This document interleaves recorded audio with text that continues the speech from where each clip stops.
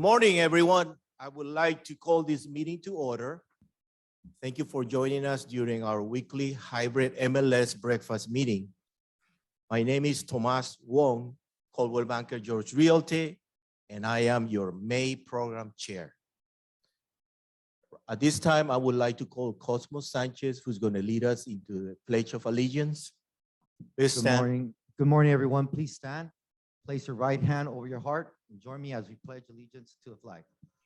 I pledge allegiance the allegiance to the flag, The States of America, and to the republic for which it stands, one nation, under God, indivisible, with liberty and justice for all. Thank you. All right, we want to take this time to invite everyone here and also everyone in Zoom land to our YPN event. It's going to be this Tuesday coming up at 12 p.m. We're all going to be here, and we're going to have industry professionals talking about their tips for today's changing market. Okay, guys, so I hope to see you then. Feel free to bring something to eat. I'll bring something to eat. We all could, try each other's food and see how it tastes. Thank you. Thank you, Cosmo. Now I'm going to call Alina. She's going to do the inspirational quote. Good morning, everyone. Good morning. I don't know whether you know or not, but this month is Asian American Pacific Islander Heritage Month. That's a mouthful.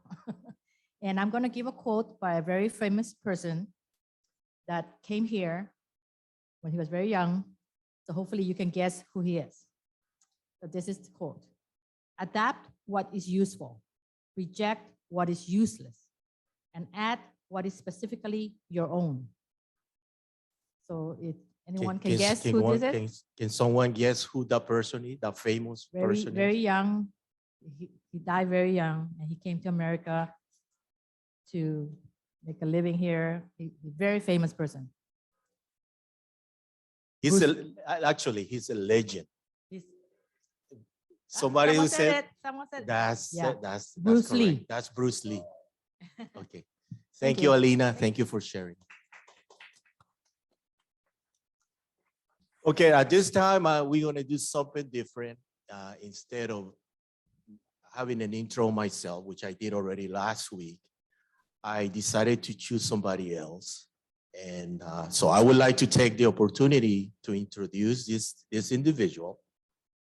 And if you ask me to describe that person, I would say she is courteous, polite, soft-spoken, assertive, knowledgeable, and most important, she gets the job done without hesitation. So Belen, please share, can you share the slide? And this person is Angelica Morales.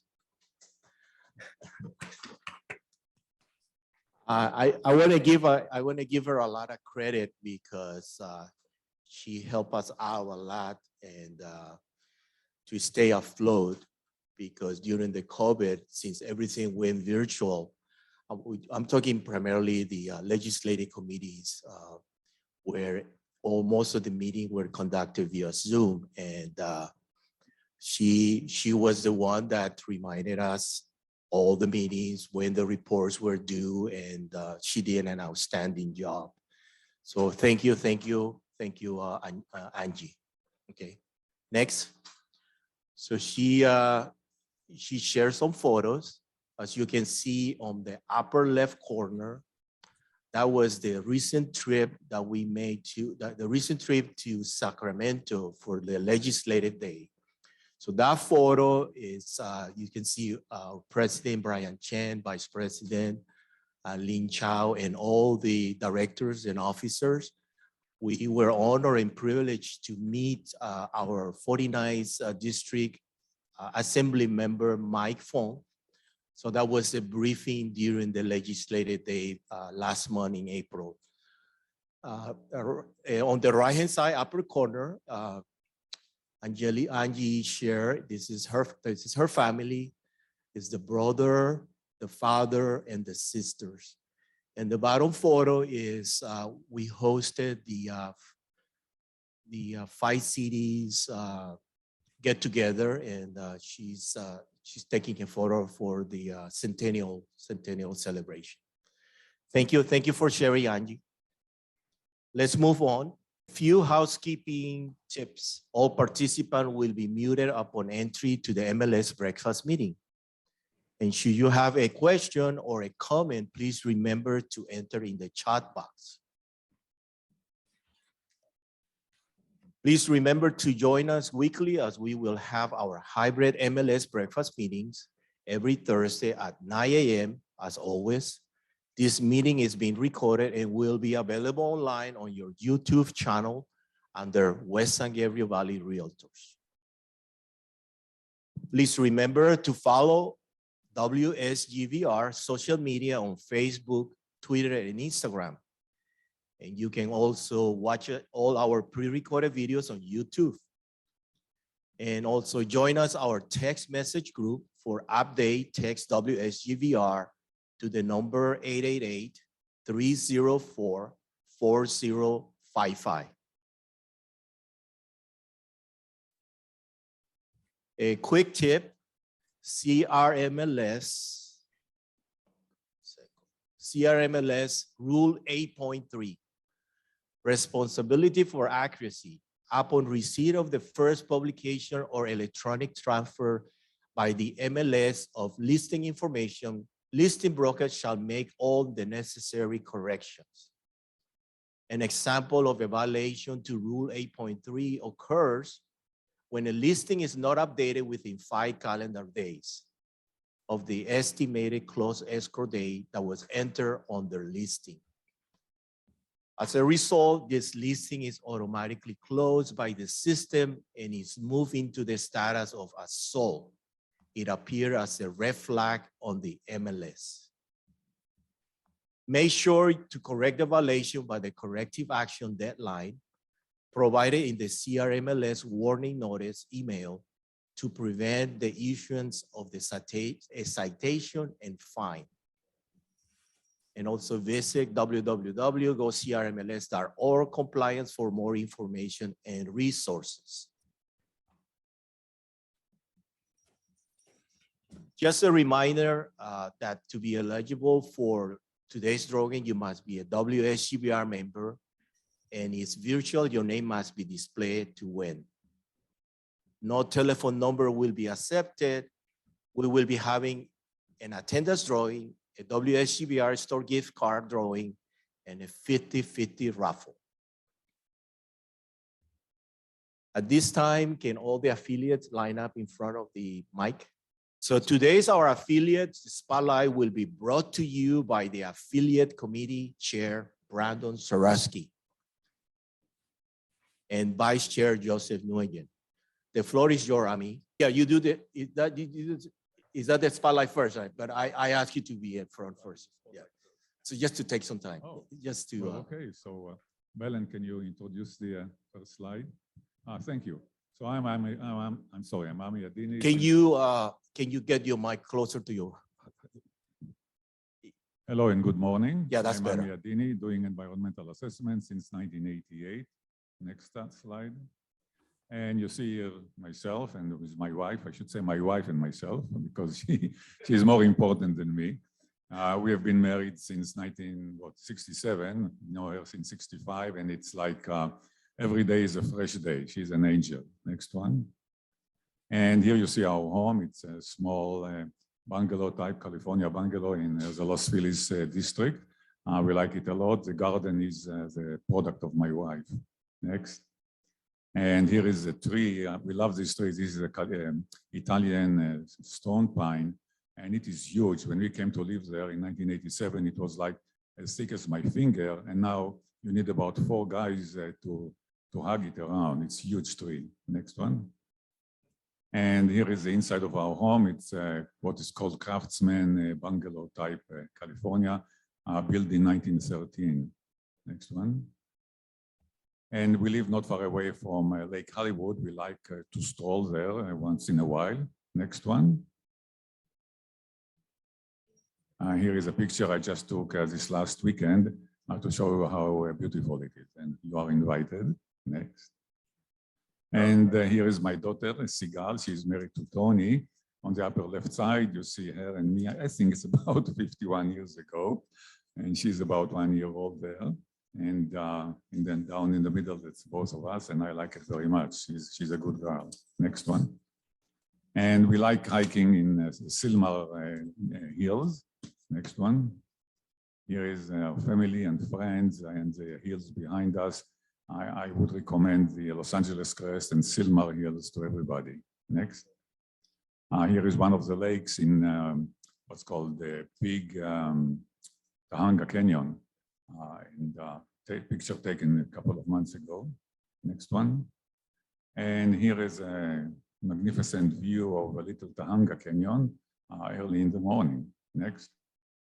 We migrated to the United States in 1977, got to be a citizen in 1985. Next.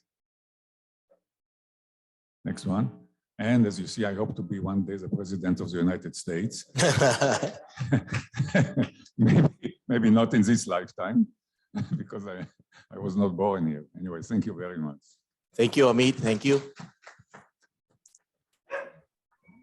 We will now have our affiliates introduction for today. So I'm going to start with our affiliates that are joining us via Zoom. So I'm going to start with Juanita Wu. Juanita, are you there? Hi, I'm here. Good morning, everyone. Good morning. Happy Thursday. Unita Wu from Home Warranty of America, your 13 months home warranty. Let me know if you need any home warranty needs. Thank you. Thank you, Juanita. Sage Gomez. Good morning, everyone. Sage Gomez here with my NHG. I hope to see you all on Tuesday for our YPN panel. Thank you. Judy Cho. Good morning, Judy Chow, Senior Loan Officer from AAA Capital Investment. I speak Chinese and English. I'd like to help your buyer get pre-approved, funded, and closed. Thank you. Thank you, Judy. Now we're going to do the people that are present. So I'm going to start from the left-hand side. Introduce. Alina, you can start first. Start from Alina. Left to right. We're starting from the end. Alina Chu, good morning, everyone. Wishing you a wonderful day. Thank you. Next. Hi, good morning. This is Annie Fan, Chicago Title. Have an amazing day. Me and Rami, I definitely need those glasses of you in that picture. I love those glasses. My name is Cosmo Sanchez, and I am a mortgage lender with New Ink Funding. Thank you. Good morning, everyone. Lucia Tam, representing CAREPA, Chinese American Real Estate Professionals Association. Have a wonderful May. Next. David. Good morning, David Tran with Home Guard Home Warranty. I'm your source of income while you're here, but I miss all the people online. You all should be here, buy a ticket for me. So please do that next week. Thank you. Bye-bye. Thank you, David. Joseph. Hi, good morning. This is Joseph with Pillar Post Home Inspectors. Like David said, he's running out of people to ask to buy tickets. So come by next week. Last but not least, Brandon Spransky with First American NHC. Hope everyone has a fantastic day. Thank you, Brandon. Please remember to support our affiliate with your transaction. We're happy to include open pitching to our virtual MLX breakfast meeting, but today we don't have any listing feature today. So now, help me welcome our guest speaker, Mr. Jeff Dixon. He's the Vice President of Business Development for uDirect IRA Services. Jeff, the floor is yours. Thank you. Appreciate that. If you'll let me screen share, I'll get my PowerPoint presentation up. Okay, so I work with uDirect IRA Services. We are a self-directed IRA company. And what that basically means is we are a company that can help people that want to use their retirement accounts to buy things like rental properties instead of stocks and bonds. What I'm going to tell you first off is what I can't help you with, and that is we are not a fiduciary. We do not provide tax, legal, accounting, investment types of advice. If your clients or you have a question regarding a tax or legal issue, they should reach out to like a CPA or a tax attorney. What we can help you understand is what you or a client could do in regards to using a IRA or 401k plan to buy rental properties or other types of retirement assets outside of the stock market.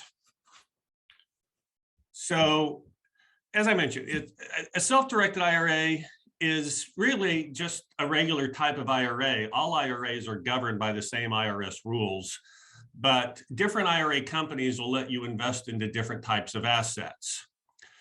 So your typical IRA company, Fidelity, Schwab, your bank, they're going to let you do stocks, bonds, mutual funds, but the IRS doesn't limit you to that. So our clients do things like they buy land or property, they make loans or buy existing notes off of the secondary market. They invest in like real estate syndications, private placements, tax liens. These are all examples of assets that can be owned inside of an IRA account. Very few people know about this. You've been able to do this since the 70s, but only around 3 to 4% of retirement funds are in self-directed accounts, which means there's a whole bunch of people out there we could help out, but it is kind of one of the big secrets of the IRA world.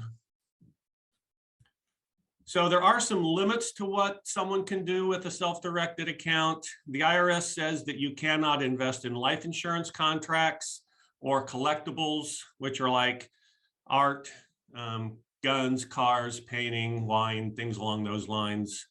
You also can't invest into an S Corp. It's not a specific IRA prohibition, but only people can invest in an S Corp, and therefore an IRA can't. You can make a loan to an S Corp, but you can't invest in an S Corp. There's people that you can't invest with. These are called disqualified people.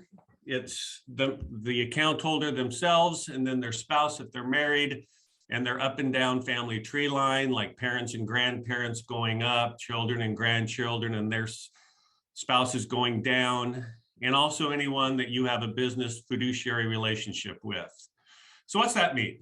That means while an IRA could buy a rental property, it can't buy a rental property you already own or that your parents own. And while you can rent to a tenant, you couldn't rent to yourself or your kids. We get a lot of calls from people like, I want to buy a rental property for my kids to live in while they go to college. Nice sentiment, can't do it. The IRS doesn't allow that.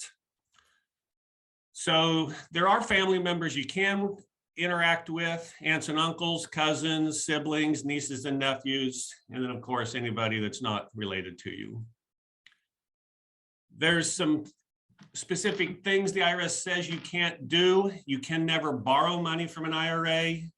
You can't sell property to it you already own. You can never use it as security for a loan, which kind of amuses me in a sense. I was in the lending industry for 30 years, and one of the questions on the application form was how much you have in your retirement plan, which seems like kind of a moot point since you can't use it as security for the loan, but it's neither here nor there. You also can't buy property that you're going to be getting any use out of. So, you know, we get calls occasionally, I want to buy a vacation home and I'm going to go use it a couple times a year. Again, it's a great idea. Can't do it. It's not legally allowed.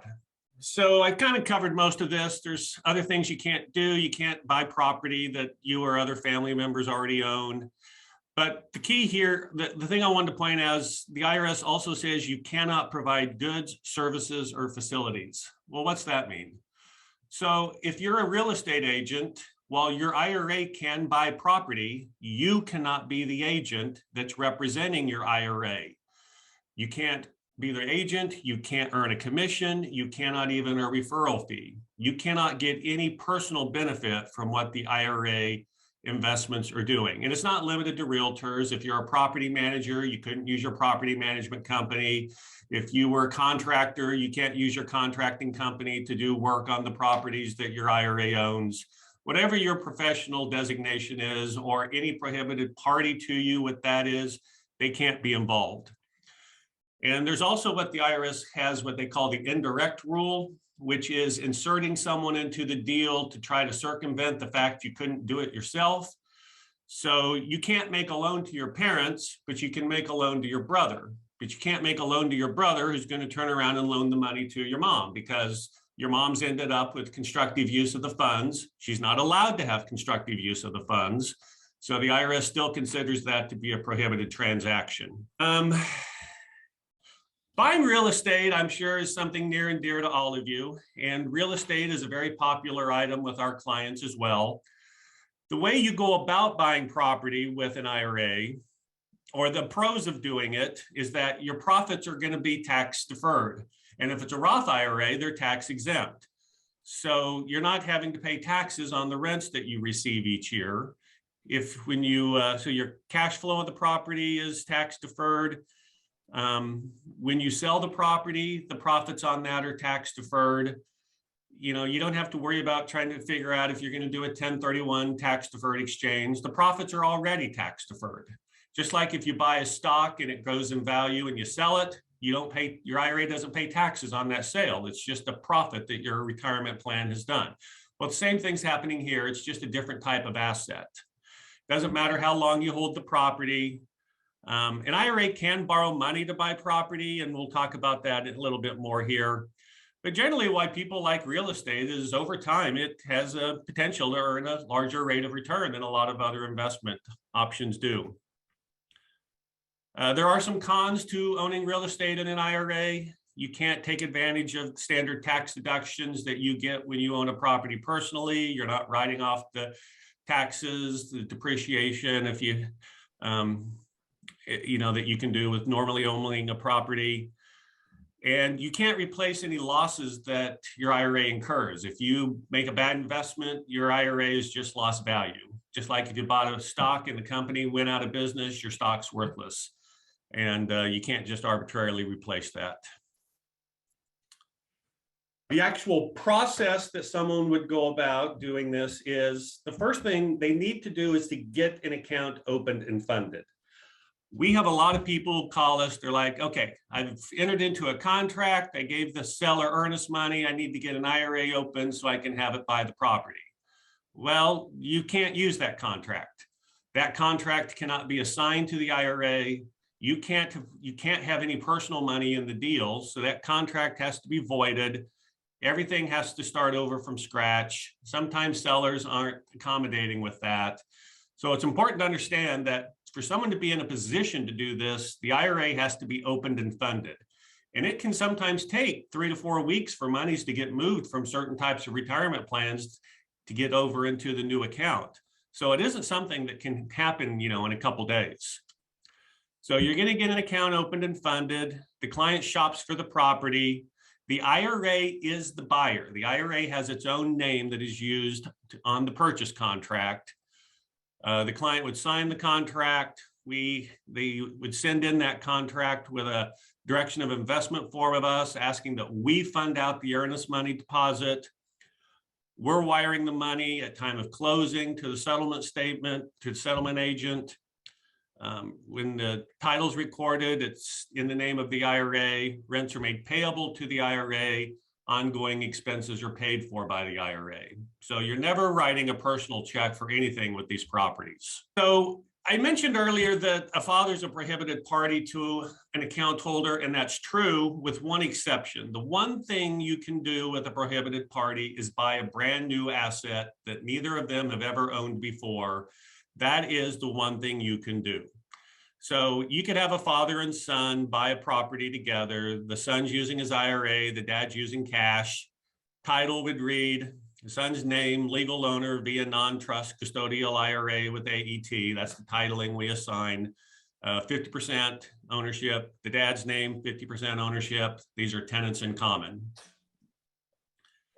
Now, the reason that this is okay is because neither of them had any ownership of the property before the property was purchased. So the disqualified person rule wasn't in effect at that point. But it comes into effect after the purchase is made. So neither the son or the father could ever live in the property or do any work on the property. Neither one of them could buy each other out. You could sell your interest to someone else as long as it wasn't a prohibited party, but the prohibited party issues are in effect at this point in time. So they can buy it together, own it together, sell it together, sell their halves to a non-prohibited party, but they couldn't sell it to each other Expenses and profits are split 50-50. And it's not that it's just arbitrarily 50-50. It's 50-50 in this deal because each of them put in 50% of the purchase price. And it doesn't have to be 50-50. I mean, the dad could put in 70 and the son 30. The percentages aren't relevant other than it determines how much profit each gets and how much expense each has to pay. Now, I mentioned that an IRA can use financing, which is true. IRS has rules on this. The only kind of loan that can be used is non-recourse, which, as you probably know, just basically means that if the lender has to foreclose, all they can do is take the property back. So it's a non-recourse loan. If the lender does have to foreclose, all they're doing is taking the property. They can't go against the account holder personally. They can't go against other assets in the IRA. It's a non-recourse loan. It's made to the IRA, not to the buyer, not to the borrower, excuse me, not to the client. The client is just directing what's going on with his IRA, but he is not involved. His credit and income is irrelevant, or their credit and income is irrelevant. So it's, you're going to find most lenders won't agree to do this. If you call up Bank of America, they're not going to make a loan to an IRA. They have no appetite for it. There are some lenders who will. We keep a list of ones we know of, and I'd be happy to email it to any of you that might like to reach out to some of the lenders and talk to them about what they offer. Because it's non-recourse with no personal guarantees, these are generally considered riskier deals. Most lenders want 40 or 50% down. These aren't going to be 20% down Fannie Mae loans. These are also portfolio loans. So generally the interest rates are above market. The account holder cannot personally guarantee the loan.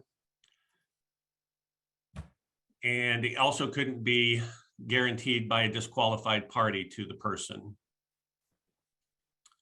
Now, there is a tax that comes into play when financing is used. It's not a penalty, but the way the IRS looks at this, if you are not buying the asset with 100% retirement money, then the portion of the deal that's financed, they consider to be a taxable issue each year. So consider a scenario where someone put down 40% and financed 60%. Since there's 60% financing on the property, 60% of the rents are potentially taxable. And I thought you go, well, wait a minute, I thought you said these were tax deferred. Well, they're tax deferred on a personal income basis. This isn't a personal income tax. It's an IRA tax.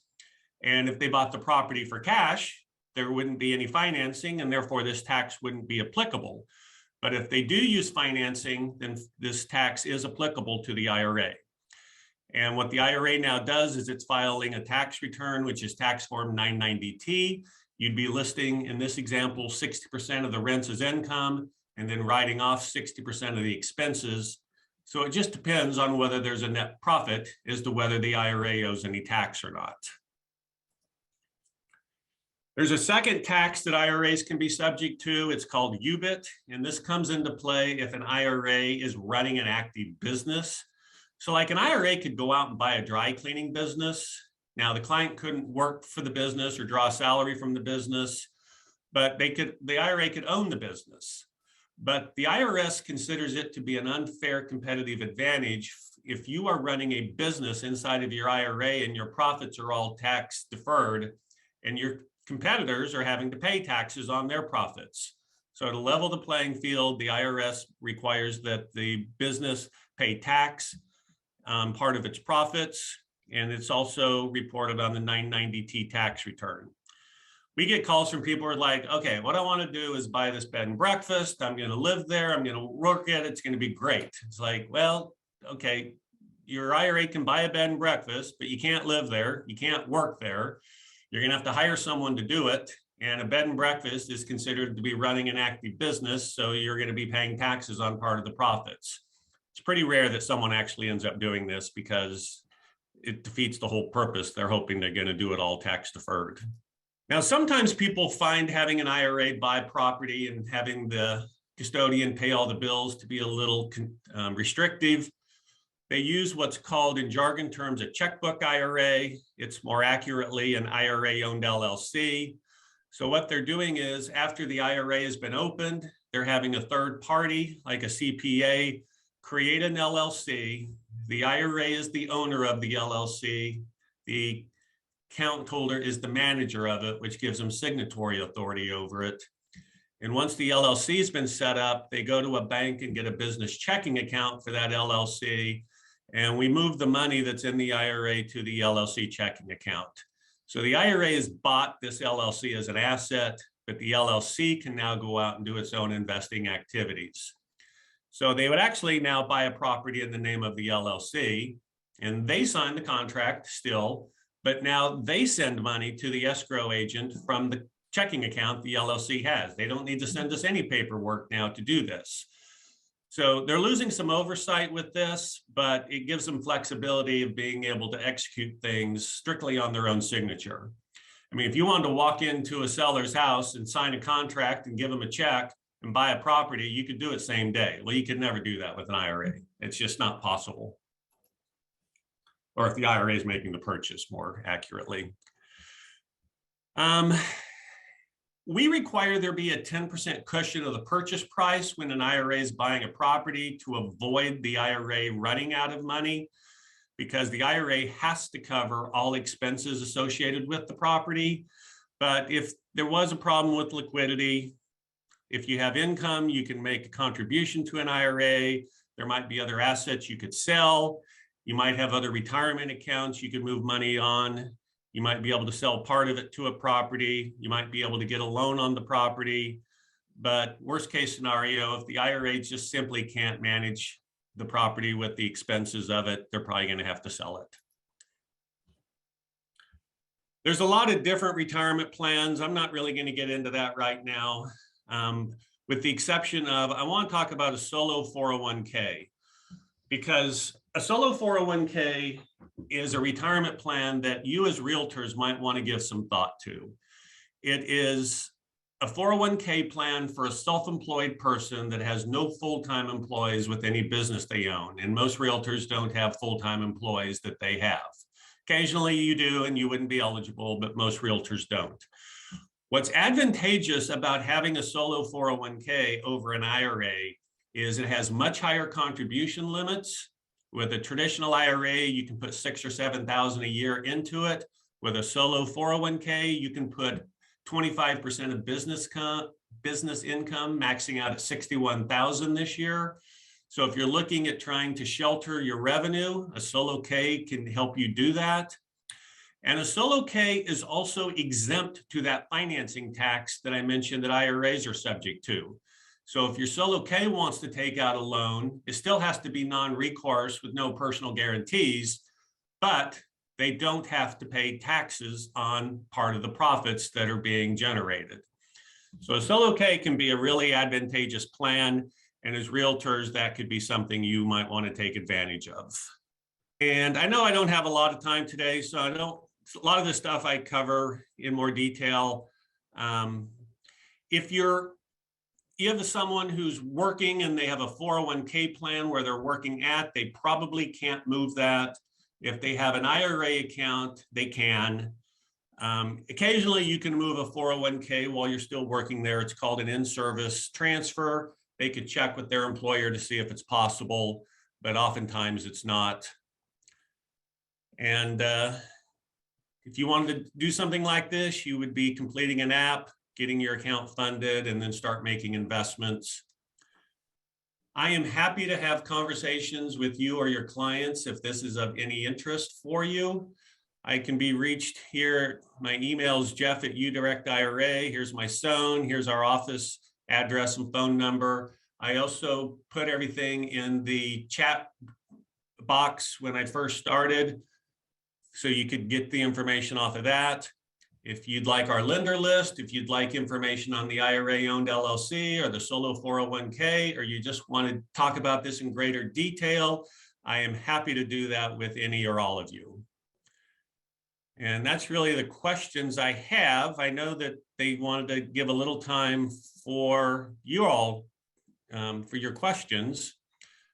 So Yes, I'm going to take a quick look yeah, at the yes, Jeff, we are going to give, we're going to start with the people in the audience if you have any question, and then going to start reading from the chat box. Okay. Does anyone have any question? Tom.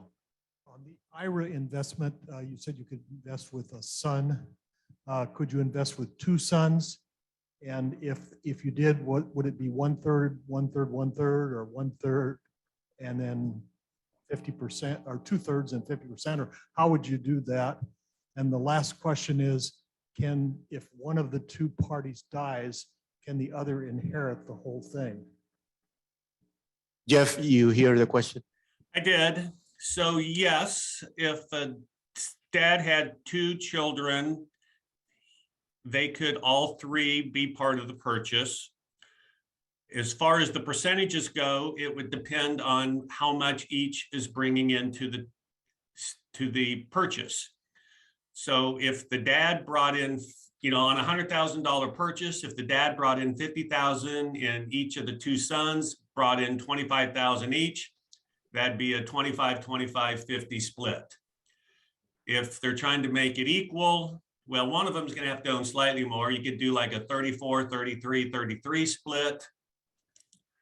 And it doesn't have to be equal like that. I mean, it could be that one son puts in 10% and the other son puts in 30% and the dad puts in 60%. Or the son puts in 60%, the dad has 30%. That doesn't have to be that the dad's doing the most. Dads just generally have more money. But no, it could be any family member with the exception of the account holder themselves partnering with their own IRA.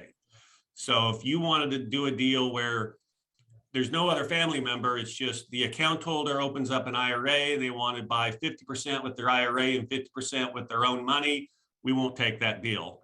Because the IRS has a rule that says that you can't get personal benefit out of your IRA investments, and you're going to be receiving profits personally when your IRA invests with yourself.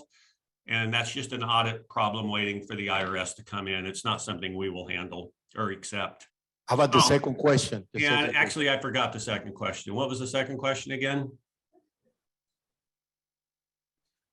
Jeff, is about if one of the three passes away, right? If the dad passes away. Yeah, so then that's just, if they're the beneficiary of the account, then they would just inherit that portion of it. That's not a problem. I'm not understanding what they're asking, but no, I mean, like for example, IRAs have beneficiary. So if you had a dad with an IRA and a son who bought personally, the son was the beneficiary of the dad passes, the son would still have his 50% ownership and would now have the other 50%. He didn't buy it from the dad, so it's not a problem that he inherited it from the dad.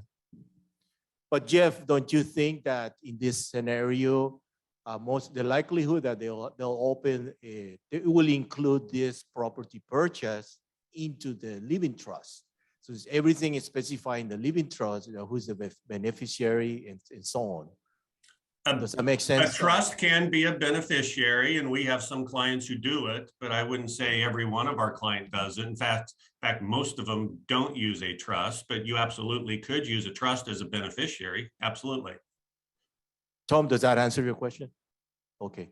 Now I'm going to have, there is another person, William, he's going to ask a question.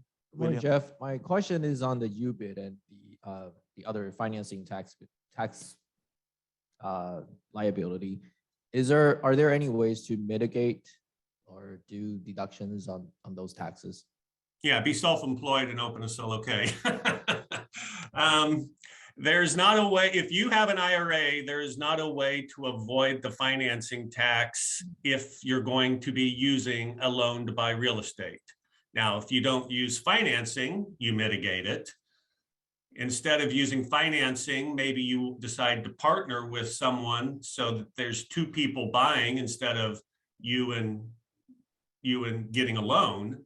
But no, if you have an IRA and the IRA borrows money, it will potentially pay a tax because again, it gets down to whether there's a net profit after income and expenses are calculated. So, if you had 50,000 of income and 50,000 of expenses each year, well, the IRA doesn't owe any tax because it's a net zero. But if it's 50,000 in income and 30,000 in expenses, then the IRA will owe tax on $20,000. And there's not a way to avoid that. Okay. Next. Okay. There is another, yeah, there is another person with a question. Hello, Can you speak louder? Yes. Hello, Jeff. Thank you for sharing your presentation with us. My question is regarding the solo 401k. If a person is a part-time realtor and also has a day job, are they also eligible for both the IRA and the solo 401k? Yes. And is there does it get phased out on the solo 401k portion if they make a certain amount? Is there what now? Is there going to be a phase out, meaning there's going to be a reduction in the contribution limits? If Oh, no, it's just based on how much when you're contributing to the solo K, it's going to be based off of your income as a realtor. Oh. So it doesn't matter if you're part-time and you make 100,000 or you're full-time and you make 100,000. If you make 100,000, you can contribute 25% of that. Okay, and nothing more. So it has to be derived from that, the portion of the like, for example, if it was a part-time realtor, then it would only be the income derived from the real estate transactions. For the solo K. Now, if they had an IRA and they had a job, they could contribute to the IRA based off of the income from their job. I mean, they could contribute to an IRA with income from the solo K, but the solo K income is the only aspect that could go into a solo K as a contribution. Understood. Thank you. Okay, anyone else before I go to the chat box? Anyone else on this side?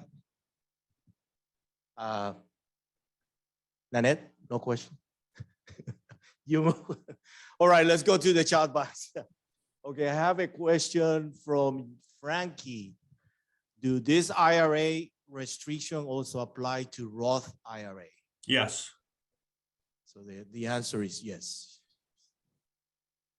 Next one is from Mario Manzanilla. Can you put rental income from investment properties that are free and clear into a Roth IRA and avoid rental income tax? No, an asset you already own cannot go into your IRA. You can't deed it over, assign it over, sell it to it. Any asset you own can never go into your own IRA or any prohibited family members' IRAs. Okay, and the other question is, does the solo 401k can be established to put rental income? And I guess the answer is no, right?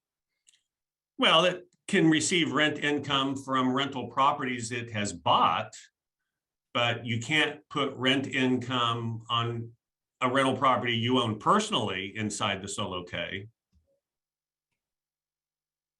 Okay, I see. Let me see. Now we have a question from Nancy. Do they join tenants, or what title do they use? Joint tenants. He meant joint tenants in common. It's tenants in common that's used. Or what title do they use?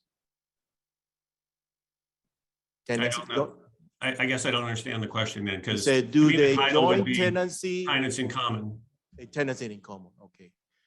The question that I have, Jeff, is that you have mentioned a lot of the restriction that the IRS put into this type of IRA, right? I mean, historically, has been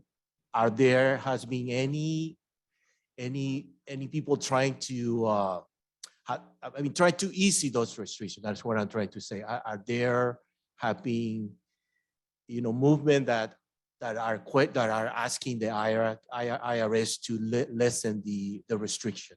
This is my question to you, Jeff. Not that I'm aware of. From the historical point of view of the self-directed IRA. Yeah, I mean, the president of our company sits on the board of RITA, which is the trade group that represents self-directed companies in Washington. And they are in contact with a lot of the legislators that talk about these programs.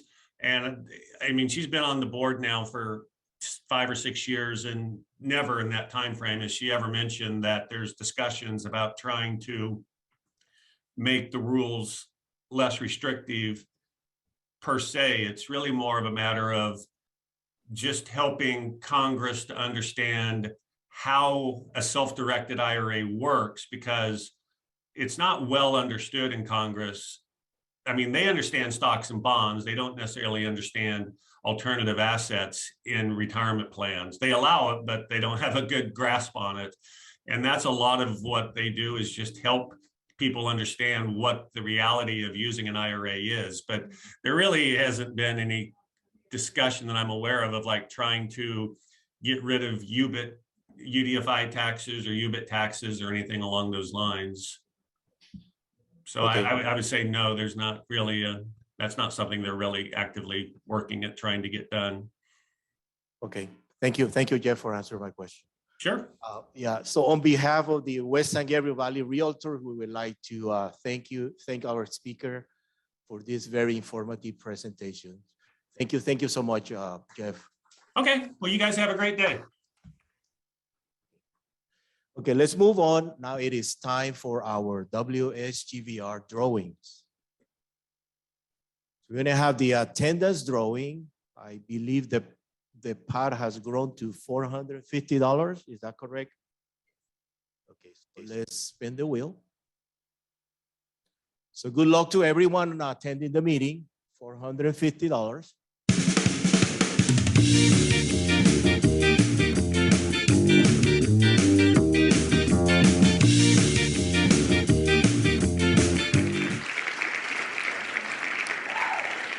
Steven Robert.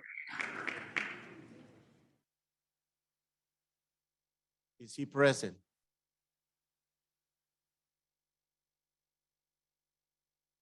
Well, that's too bad. You may just miss $450. So next week will be $475, correct? Okay. Let's move on with the store drawings. Winners will receive a $10 gift certificate to the WSGVR store. We will select 4 winners, 2 virtually and 2 live. If it's a virtual one, please type your DRE name and email in the chat box. Start with the first one.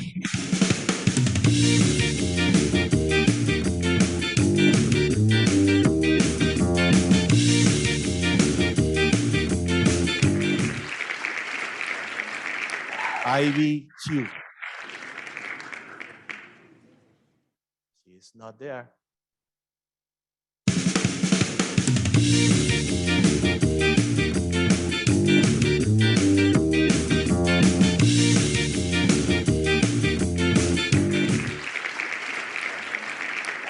Ian Burr.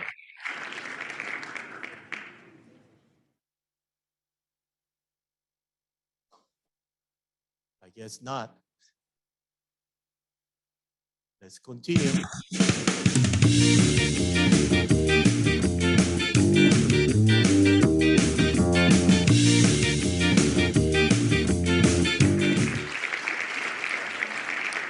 Victor Young.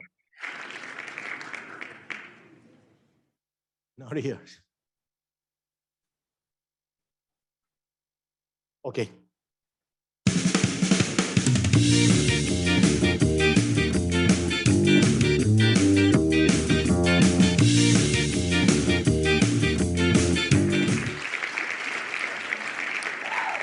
The Garvey, oh, he's here.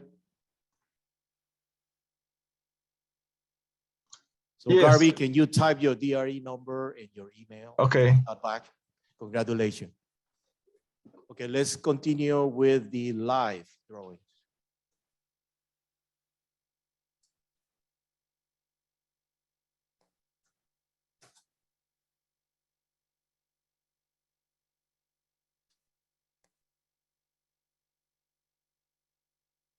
Lucia Tam. And Ni Wong.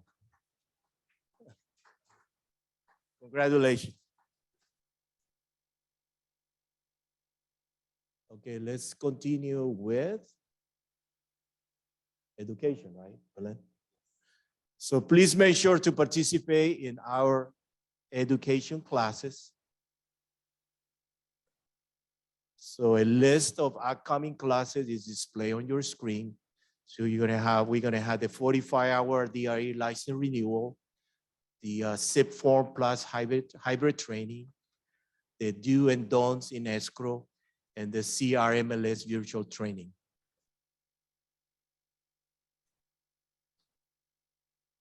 So we are back live. Join us at the association, and we encourage you to join us in person.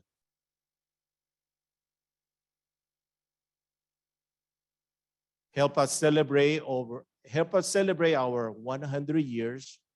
Join us for the lunch on Wednesday, June 15. You must RSVP and check your email for more information.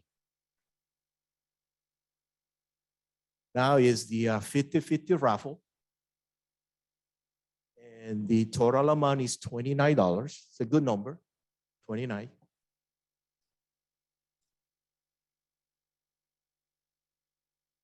And the number is 433-628. 433-628. $29. So who doesn't have the 28? So what we do? Try one more time.